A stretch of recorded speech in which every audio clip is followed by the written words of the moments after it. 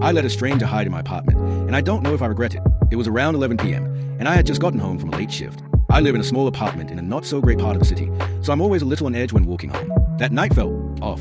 As I was unlocking my door, I noticed a guy standing at the end of the hallway. He wasn't doing anything, just standing there, but something about him made my stomach drop.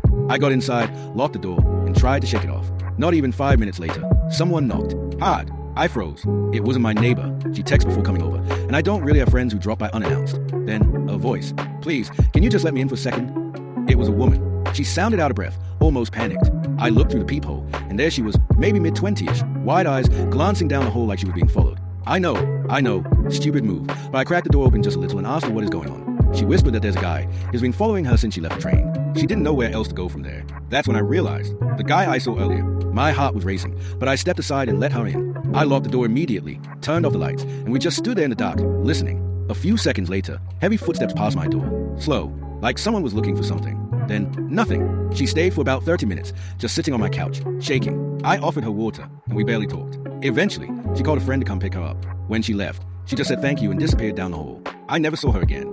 I don't know if she was telling the truth. Maybe she was genuinely in danger. But I think about that night all the time, and I can't decide if I did the right thing, or if I got really, really lucky.